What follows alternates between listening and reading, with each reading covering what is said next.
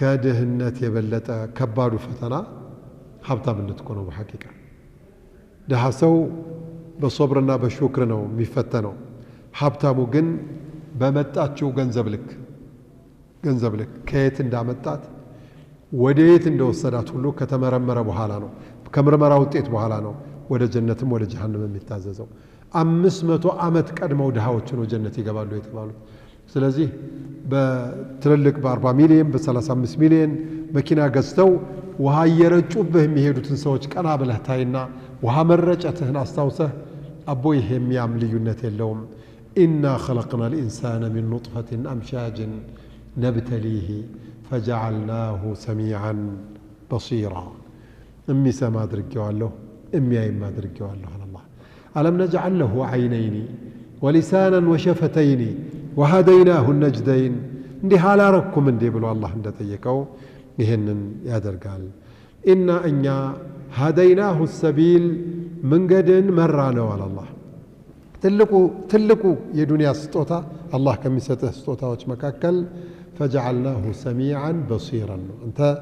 አይንህ የሚመለከት ጆሮህ የሚሰማ መደረግ በፈለከው ዒባዳ ከአላህ ጋር ተደራድረህ መግዛት የማትችለው ነገር ነው አይን የሌላቸው ትልልቅ ባለሀብቶች 100 ሚሊዮን ዶላር ከፍለው አይን እንዲሰጣቸው ቢጠይቁ ያዋጣቸዋል ያረጉታል ምንም አትጠራጠሩ ያረጉታል 100 ሚሊዮን ከፍለው ይቀበላሉ አይን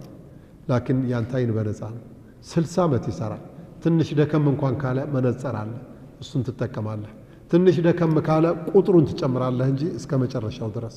ያውም አላህ ይወፍቀሃል የዱዓውም አካል ነው ነብያችን አለይሂ ሰላቱ ወሰለም ዱዓ ሲያደርጉ اللهم متعنا بأسماعنا وأبصارنا وقواتنا أبدا ما أحييتنا بهيوت سكالن درس بايناتشن نتقمبت بقلبتاتشن نتقمبت بجرواتشن نتقلقلبت أن توفقن ይላሉ አንዳንዱ በ40 ዓመቱ ምንም አይን እንዳለ ይጠፋበታል በ30 ዓመቱ እኮ አይኑም ይጠፋበታል ቁርአንን መቅራት አይችል ሌሎችንም ነገሮች ማየት አይችልም نعمة الهداية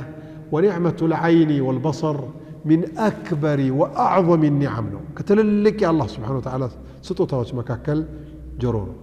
ጆሮ ነው እንደ ኒዕማ ማን ይቆጥረዋል ጆሮ የሌላቸው ሰዎች የጆሮን ማዕና ምን ማለት እንደሆነ ይወቁት ላኪን አላህ ይሄን ይሰጥና የተወሰኑ ሰዎችን ደግሞ ይነፍቃቸዋል አይን የሌላቸው ሰዎች አሉ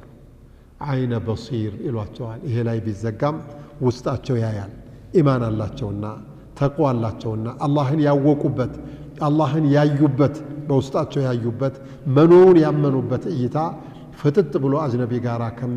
ከሚያስተያይህ ሐራምን ከምትመለከትበት አይነህ የበለጠ ኒዕማ ነው